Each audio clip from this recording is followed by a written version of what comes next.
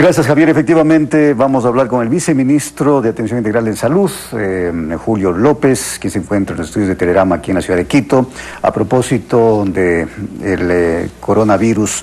Doctor, a esta hora, ¿cuántos casos de coronavirus se han registrado en el Ecuador? Bienvenido, buenos días. Bueno, muy buenos días. Ya en el Ecuador tenemos 15 casos confirmados, de los cuales 14 tienen relación con el caso índice, el primer caso. Con la señora adulta mayor. Con la señora adulta mayor, que fue el primer caso identificado, y el caso número 15, que es un ciudadano extranjero, que sería el segundo caso importado. En cuanto a los 14 casos, o los 13 casos, más la ciudadana adulta mayor, estos están en observación en este momento. ¿Dónde se encuentran? ¿Cómo los identificamos? Ya. Inicialmente, cuando fue identificado el caso, nosotros dentro del trabajo de vigilancia epidemiológica se hace un censo de contactos, ¿no? En el cual todos los pacientes que tuvieron algún tipo de interacción con la señora desde su vuelo hasta el momento de la identificación y hospitalización son censados, ubicados, y luego se inicia un seguimiento, ¿no? Dentro de este seguimiento, lo principal, el poder identificar la presencia de alguna sintomatología que tenga relación con el caso, e inmediatamente se toman las pruebas de control, las pruebas diagnósticas para poder identificar los casos. Aquí hay una particularidad que es importante, que esto es el haber hecho adecuadamente esta vigilancia nos permite detectar los casos de manera oportuna. Es decir, estas personas ya se encontraban en aislamiento domiciliario por una parte, y por otro lado también nos permite de que se hayan restringido las interacciones de estos pacientes y no extender la transmisión. ¿Siguen en aislamiento domiciliario? Siguen en aislamiento domiciliario. ¿No han tenido que ser trasladados a algún hospital, alguno de ellos? Solamente hay un solo caso que fue trasladado, no está en cuidados críticos, solamente está en cuidados hospitalarios, no tiene datos de criticidad al momento, es el único caso que tenemos. Bueno, tenemos los dos casos importados son los que se encuentran en unidad de cuidados intensivos, y de todos los otros identificados, solo uno requiere cuidados hospitalarios, pero no en estado crítico. El primer caso es el de la señora adulta mayor. El otro caso es del turista holandés. Efectivamente, el segundo caso. Él está en estado crítico. En estado crítico. Ahora, ¿cuándo entró el turista holandés al Ecuador? Aproximadamente en una semana. Él vino con un paquete, hace una semana. Un paquete turístico en el cual tenía como destino el oriente ecuatoriano, en el cual sus mayores interacciones fueron con el grupo que vino, grupo de turistas. El grupo de turistas con el cual vino, también turistas holandeses, los cuales en este momento se inició el cerco epidemiológico con ellos. Sin embargo, a través de su embajada lograron tener un retorno a su país. Entonces, es decir, ya no está en manos del Ecuador su vigilancia específica de estos casos que tuvieron contacto con ¿Y ellos no presentaron síntomas?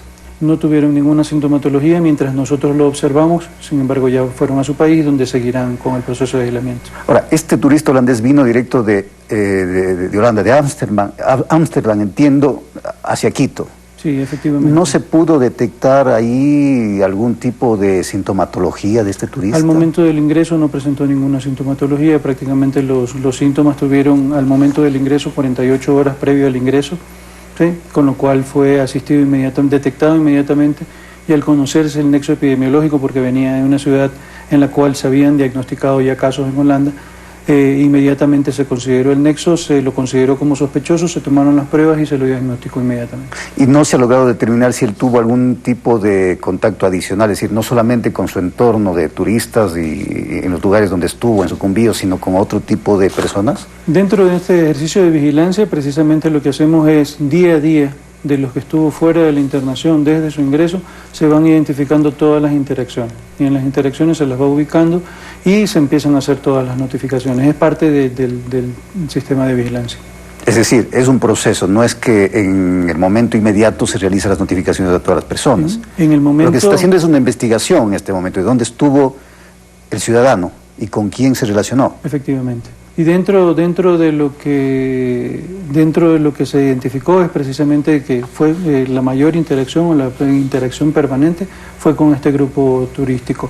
Y adicionalmente, como estuvo visitando lugares del Oriente, eran lugares que tienen esas características, ¿no? De no mucha concurrencia de gente y poca movilización y más bien de carácter selvático, ¿no? Entonces hubo esas particularidades en cuanto a la vigilancia.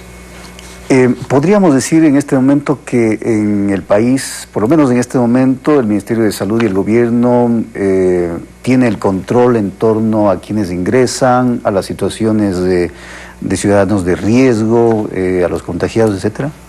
Sí, las medidas de preparación, al menos en el escenario en el cual nosotros nos encontramos, son las medidas adecuadas. Nosotros hay que tener perfectamente claro de que trabajamos de la mano con organizaciones internacionales, en este caso nuestra organización regional, que es la Organización Panamericana de la Salud, con quien vamos de la mano y tomando decisiones y tomando medidas por parte del país que son las adecuadas, ¿no? En el caso específico del país, hemos tomado recaudos específicamente mayores recaudos con el tema de 6 países, en los cuales en 4 de ellos ya hay una circulación comunitaria y en 2 de ellos por tener una gran interacción, como en el caso de España y México, que tenemos una gran interacción y en el cual existen casos confirmados, nosotros tomamos mayor recaudo con todos aquellos personas que llegan de viaje o que llegan transportadas desde esos países. ¿Hay la posibilidad, y considerando justamente los casos de otros países, de que en el Ecuador se pueda dar esta denominada circulación comunitaria del virus? Son momentos de la enfermedad y buena parte de los escenarios no los podemos prever en cierta medida. Creemos según el desarrollo de la enfermedad y como se ha venido estableciendo, la enfermedad puede llegar a ese momento. ¿De qué dependerá? Porque no solamente el trabajo de las autoridades, del gobierno, del Ministerio de Salud, ¿de qué dependerá? ¿Qué es lo fundamental en este tipo de situaciones?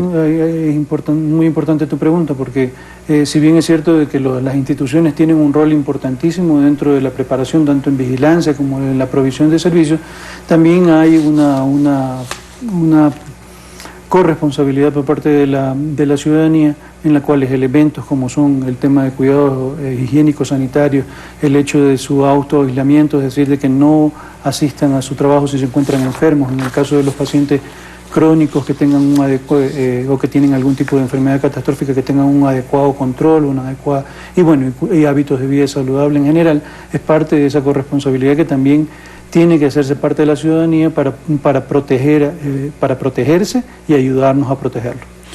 El presidente de la Federación Médica Ecuatoriana en declaraciones manifestó que se debería pensar en una denuncia penal a quienes irrespetan el denominado cerco epidemiológico, aquellos que tienen el virus y están en situación de riesgo. Y esto a propósito de este marino que justamente realizó esta acción en días pasados.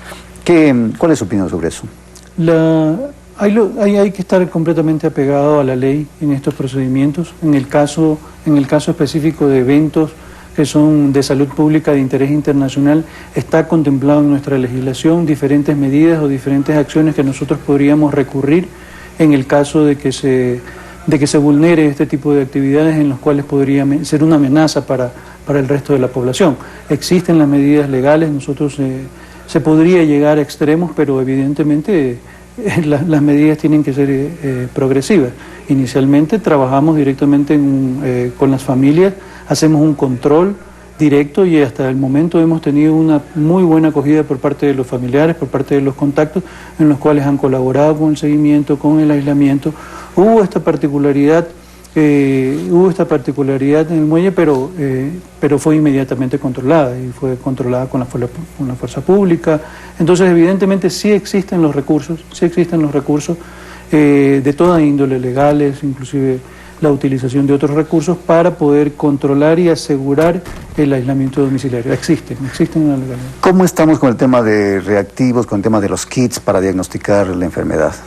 Nosotros estamos abastecidos y tenemos líneas de abastecimiento permanente, es decir, que tenemos una dotación en el país que obviamente se va consumiendo a medida de que se van presentando los casos sospechosos, pero que evidentemente esa línea de abastecimiento nos garantiza que en el futuro tengamos los recursos y tengamos los proveedores que nos van a ir entregando los reactivos a medida que se vayan consumiendo. Es decir, tenemos la garantía de poder dar un diagnóstico etiológico adecuado en el país. Gracias al doctor Julio López, viceministro de Atención Integral en Salud. Vamos a hacer una pausa, al volver estaremos conversando con Henry Llanes, experto petrolero.